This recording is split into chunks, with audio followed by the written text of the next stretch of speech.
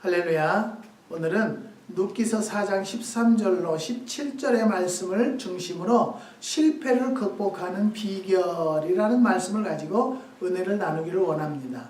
룻기는 전 4장으로 구성된 짧은 책입니다. 단편 소설과도 같은 룻기의 주요 등장인물은 시어머니 나오미와 며느리 룻, 훗날 룻의 남편이 된 보아스 세 사람입니다. 베들레헴에 살고 있던 나오미가 남편을 따라 모압으로 이사를 한 것은요, 베들레헴의 흉년 때문이었습니다. 지금의 요르단 지경인 모압 땅으로 두 아들을 데리고 이민을 떠났던 나오미의 가정에 위기와 실패가 찾아온 것입니다. 그것은 남편과 두 아들이 낯선 땅에서 차례대로 죽었기 때문입니다. 나오미는 한 여인의 겪을 수 있는, 그리고 겪어서는 안 될 비극과 불행을 단 시일 안에 경험한 비운의 주인공으로 여기는 나옵니다. 남편이 죽었다는 것, 그리고 두 아들이 죽었다는 것, 몸서리 나게 가난 때문에 찾아간 모압이었는데요, 그 땅에 다시 흉년이 들었다는 것입니다. 남은 것은 슬픔과 고독과 가난과 배고픔 뿐이었습니다. 그러나 나오미는 처절한 슬픔을 신앙과 슬기로 극복해냈다는 것입니다. 오늘 우리는 나오미의 실패나 슬픔에 관심을 기울일 필요는 없다는 것입니다. 그가 어떻게 슬픔과 고독과 가난과 절망으로 어우러진 위기와 실망을 극복했는가에 초점을 맞춰야 한다는 것입니다. 그런데 반드시 실패 뒤에는 원인이 있기 마련이어서 먼저 실패의 원인을 규명해야 하는 위기 처방이 가능해진다는 것입니다. 첫 번째 실패의 원인 중에 첫 번째는요, 주거 선택에 실패했기 때문입니다. 1장 1절 보면요, 베들레헴에 흉년이 들자 엘리멜렉이 아내와 두 아들을 데리고 모압 지방에 가서 우거하였다고 했습니다. 살아나기가 힘들더라도 그냥 베들레헴에 머물며 살았더라면 그런 불행을 겪지 않았거나 모압 흉년에 겹치기 고생을 하지 않았을 것입니다. 신앙생활의 주거 선택과 환경 선택, 직업 선택은 매우 중요하다는 것입니다. 제가 아는 젊은이는요, 두 회사에 취직이 되었었습니다. 한 회사는 초봉이 200만 원이 넘는 회사였고 다른 회사는 100만 원 정도의 회사였습니다. 그런데 200만 원이 넘는 회사는 주의를 지킬 수 없는 회사였고요. 100만 원을 주겠다는 회사는 주의를 지킬 수 있는 회사였다는 것입니다. 여러분들은 어떤 회사를 선택하겠습니까? 이 젊은이는요, 단 그 한 가지 이유만으로 100만 원 주겠다는 회사를 선택한 것입니다.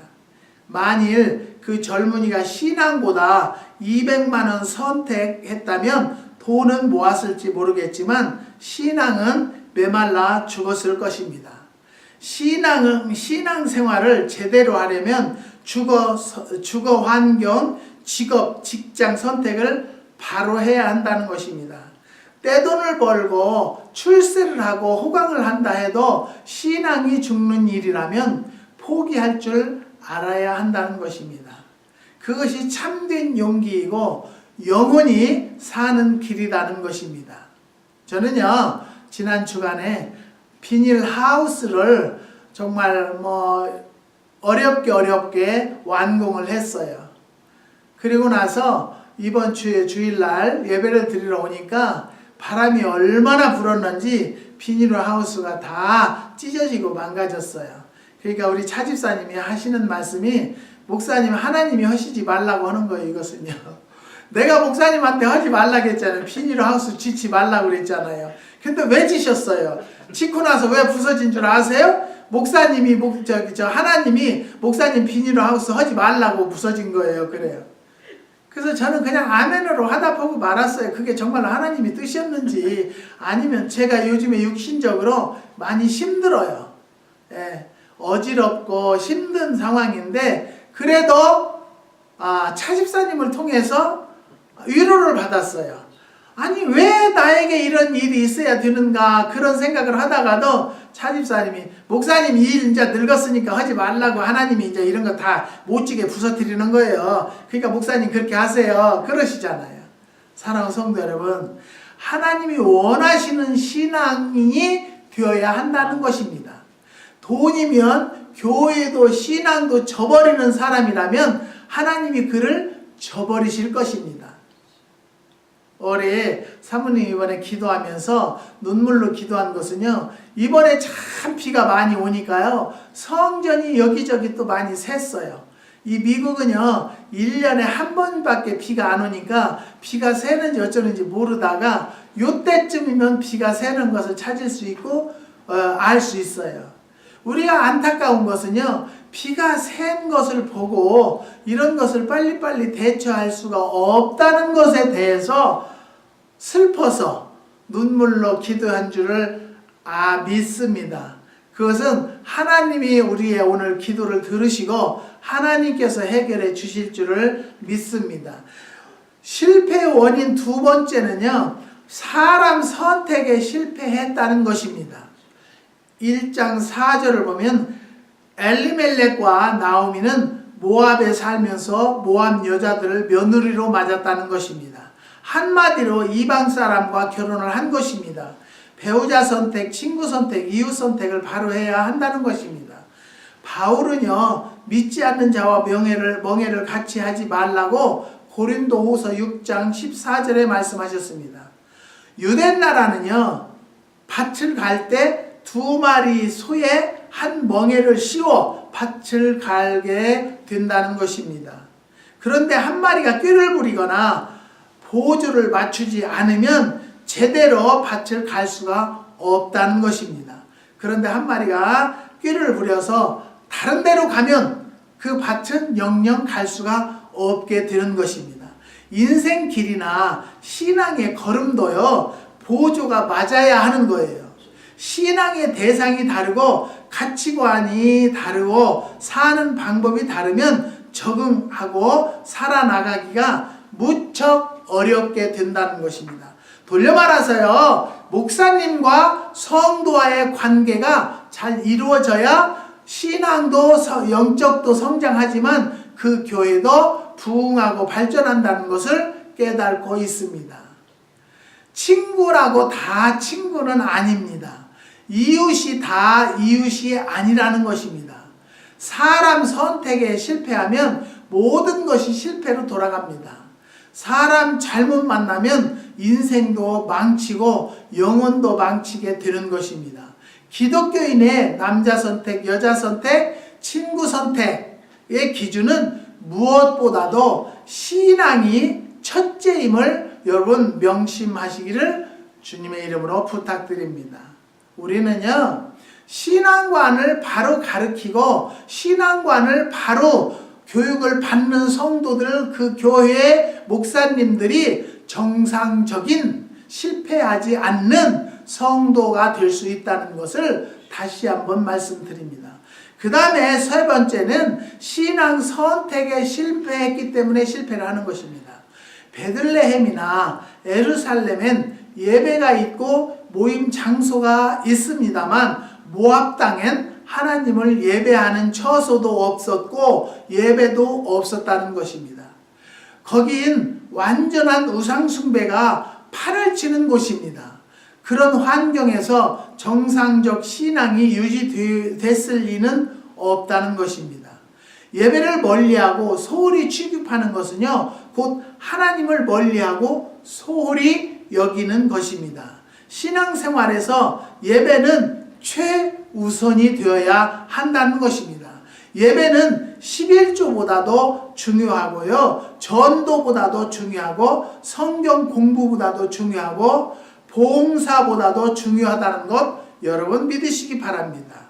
11조 할 돈을 벌기 위해서 예배에 빠진다든지 전도하러 나가노라면 예배를 드리지 않는다든지 예배 시간에 예배 드리지 않고 성경 공부를 하고 있다든지 아이들 가르친다며 예배를 드리지 않는다든지 교회에 봉사한다며 예배를 빠뜨리는 것은 의미가 없는 봉사요 교회 생활이라는 것을 깨달으시기 바랍니다. 예배드리고 전도하고 성경 공부하고 아이들을 가르치고 전도하고 교회 봉사해야 한다는 것입니다. 예배에 실패하면 모든 것이 실패로 돌아가게 되는 것입니다. 아무리 바쁘고 중요하고 긴급한 일이 있더라도 예배에 빠지면 안 됩니다. 예배에 빠지는 횟수와 하나님의 관심에서 멀어지는 횟수가 비례한다는 것을 잊어서는 안 된다는 것입니다. 신앙의 우선 선택, 예배의 우선 선택이 중요하다는 것을 다시 한번 깨달으시기를 바랍니다. 그 다음에 크게 두 번째, 실패 극복의 비결의 그 첫 번째는 실패의 현장을 떠났다는 것입니다. 1장 6절을 보면 모압 땅엔 흉년이 들고 베들레헴에는요 풍년이 들었다는 소식을 들었습니다. 그리고 1장 7절을 보면요 있던 곳을 떠났다고 했습니다. 더 이상 머물 필요가 없는 곳, 더 이상 머물어서는 안 되는 곳을 떠났다는 것입니다. 진정한 회개란 떠났던 하나님께로 떠났던 교회의 품으로 돌아오는 것이 회개인 것을 믿으시기 바랍니다. 나쁜 친구 꾀임에 빠져 가출한 딸이 6개월 만에 전화를 걸어왔습니다. 6개월을 눈물로 지냈던 어머니가 전화를 받게 된 것입니다. 전화벨이 울린 후에 전화를 건 쪽에선 말이 없습니다. 엄마는 애가 닳도록 다그치다가 엄마 미안해 하고 전화를 끊어버렸습니다. 딸은 진정한 회개는 실패의 현장을 떠나서 어머니 곁으로 돌아오는 것입니다. 그런데 그날 숙이는 애타게, 그 딸은 애타게 기다리는 어머니에게 자기 존재만 밝혔을 뿐 돌아오지를 않았다는 것입니다. 그것은 참 회개가 아닙니다. 실패를 극복하려면 실패의 현장을 과감하게 떠나야 한다는 것을 또 한번 믿으시기 바랍니다.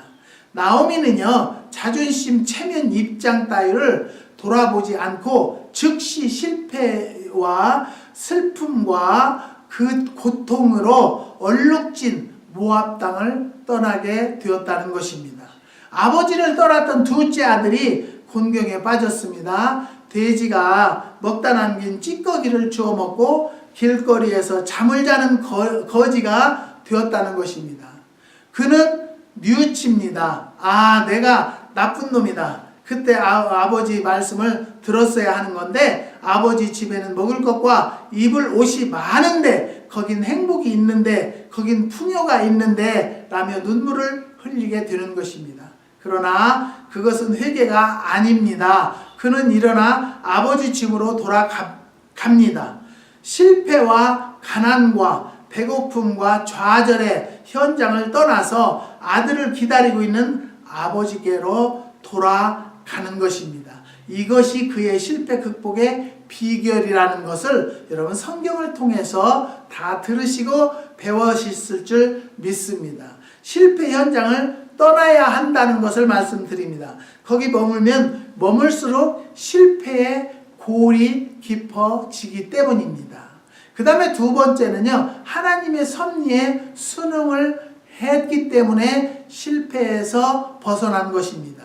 1장 20절을 보면 전능자가 나를 심히 괴롭게 하셨다고 했고요. 1장 21절을 보면은 여호와께서 나로 비어 돌아오게 하셨느니라. 나를 징벌하셨고 나를 괴롭게 하셨다라고 말씀하셨습니다.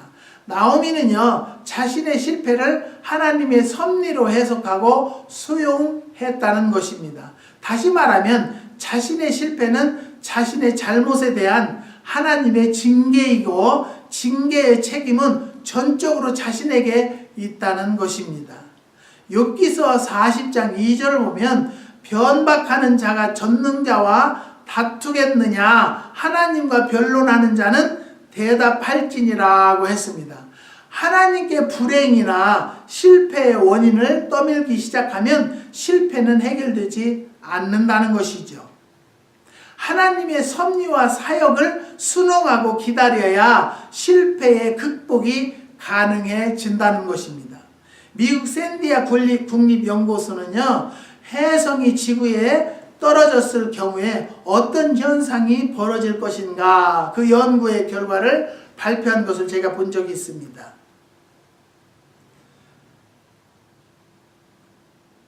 혜성이 지구에 떨어지는 순간의 충격 에너지는요, TNT 약 3,000억 톤, 그 규모는 전 세계가 가지고 있는 핵탄두를 모두 합한 것보다 10배가 넘는 강력한 것이라고 합니다.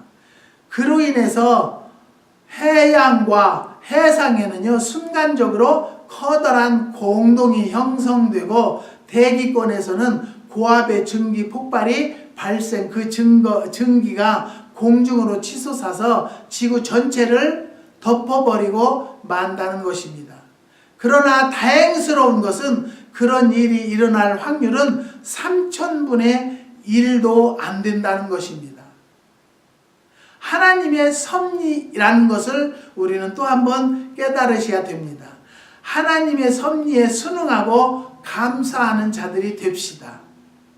나오미는요, 자신에게 일어난 모든 것이 하나님의 섭리라는 사실을 믿고 순응했기 때문에 실패를 극복할 수 있다는 것입니다. 사랑하는 성도 여러분, 여러분이 기도했는데 여러분 계획대로 안 됐습니까? 여러분 뜻대로 안 됐습니까? 그렇다면 하나님의 뜻이 있다. 하나님의 섭리대로 지금 운행하고 계신다라고 돌려 생각하고 돌려 마음을 먹으면 굉장한 자유함이 올 줄을 믿습니다. 근데 우리 인간들은 어떻게 하죠? 내 생각대로 맞춰지지 않으면 하나님이 안 계신다는 거예요. 하나님이 없다는 거예요. 하지만 분명 하나님은 살아 계시기 때문에 우리 뜻대로 안 됐다고 해서 하나님의 뜻이 아닌 것이 아니라 우리 뜻과 하나님 뜻과는 달라질 수가 있다는 것을 성경을 통해서도 말씀하셨습니다. 사랑하는 성도 여러분, 무조건 나오미와 같이 하나님의 섭리를 순응하는, 받아들이는 여러분들이 되시기를 부탁드립니다. 그 다음에 세 번째는요, 사람을 잘 만났다는 것입니다. 남편과 두 아들을 잃은 나오미에게 위로를 준 사람, 둘째 며느리 룻이었다는 것입니다. 그녀는 본래 모압 여인으로 나오미의 둘째 아들과 결혼한 둘째 며느리였습니다. 짐작건대 그녀는 나오미 가정에 가족이 하나님을 알게 되었고 시어머니의 인격에 감동되어서 신앙을 갖게 되었던 것 같습니다. 1장 16절에서 17절을 보면요, 룻이 시어머니 나오미에게 한 말이 기록되어 있습니다. 룻이 가로되 나로 어머니를 떠나며 어머니를 따르지 말고 돌아가라. 강권하지 마옵소서. 어머니께서 가시는 곳에 나도 가고 어머니께서 유숙하시는 곳에 나도 유숙하겠나이다. 어머니의 백성이 나의 백성이 되고 어머니의 하나님이 나의 하나님이 되시리니 어머니께서 죽으시는 곳에서 나도 죽어 거기서 장사될 것이라. 만일 내가 죽는 일 위에 어머니와 떠나면 여호와께서 내게 벌을 내리시고 더 내리시기를 원하나이다 라고 말했습니다. 만일 나오미가 룻과 같은 효부를 만나지 못했더라면 비극과 슬픔과 실패를 이겨내지 못했을 것입니다. 며느리는요, 하나님을 믿지 않던 며느리인데 나오미의 가정에 와서 하나님을 알게 된 며느리입니다. 사랑하는 성도 여러분, 이러한 정말로 고부 간에 갈등이 없고 어머니를 존경하고 모시는 이런 며느리들이 되시기를 주님의 이름으로 부탁드립니다. 이런 자들이 진정 하나님을 바로 믿는 자들이라는 것을 또 한 번 말씀을 드리는 것입니다. 우린 룻기를 통해서 시어머니와 며느리의 관계가 어떠해야 하고 노인과 젊은이의 관계가 어떻게 해야 하는가를 배우게 된 것입니다. 어려울 때, 힘들 때, 외로울 때, 쓸쓸할 때 도움을 주고 위로해주는 사람이 좋은 사람이고 친구라는 것을 우리는 또 한 번 오늘 말씀을 통해서 깨닫기를 주님의 이름으로 부탁드립니다. 그 다음에 네 번째, 하나님이 극복시켜 주셨다는 것입니다. 나오미와 롯을 만나게 하신 분도 하나님이셨다는 것입니다. 그들이 모압을 떠나 베들레헴으로 다시 돌아오게 한 분도 하나님이셨다는 것이죠. 그러니까 수십 년 전에 이 며느리를 보내주신 이도 하나님이셨다라는 것을 받아들였기 때문에 나오미가 실패해서 돌아섰다는 것을 깨달았다는 것을 우리 말씀을 통해서 깨달은 것입니다. 다시 돌아오게 한 분도 하나님이셨다는 것입니다. 베들레헴에 돌아온 후에 보리밭에서 이삭 줍다가 부자이며 장로의 의장인 보아스를 만나게 하신 것도 하나님이셨다는 것입니다. 보아스의 마음을 감동시켜서 이방 여자 롯을 사랑할 마음을 주시고 결혼하도록 섭리하신 것도 하나님이셨다는 것입니다. 한마디로 하나님이 위기와 실패를 관리하고 극복할 수 있는 것을 만들어 주셨다는 것입니다. 4장 14절을 보면요, 찬송할지로다 여호와께서 오늘날 내게 기업 물을 자가 없게 아니하셨도다 라고 베들레헴 여인들이 나오미에게 축하를 했다는 것입니다. 개인적으로, 가정적으로, 경제적으로, 나이가, 국가적으로 위기가 있을 수 있다는 것입니다. 그러나 하나님은 그 위기를 기회로 만드시고 실패를 성공으로 바꾸시는 전능하신 창조주시라는 것입니다. 문제는 얼마나 우리가 하나님을 의지하느냐, 얼마나 믿고 구하느냐에 있다는 것입니다. 위기나 실패를 내가 관리하려고 하지 마시기 바랍니다. 하나님께 맡기시기 바랍니다. 하나님에게 의지하시기 바랍니다. 그리하면 하나님께 맡기고 기도하는 자들에게는 분명 하나님은 반드시 우리에게 당면한 이 위기와 실패를 해결해 주시고 극복해 주실 것을 믿으시고 오늘도 이 본문의 말씀을 통해서 하나님 뜻대로 되옵소서, 내 뜻대로 하지 마옵시고 하나님 뜻대로 해달라고 마음을, 생각을 바꾸면 분명히 지금 생각에는 우리 생각대로 안 돼서 불평이 나올다 할지라도 그 불평을 버리고 하나님께 감사하면 하나님의 뜻을 이루어질 것을 믿으시기를 주님의 이름으로 부탁드립니다. 기도하시겠습니다.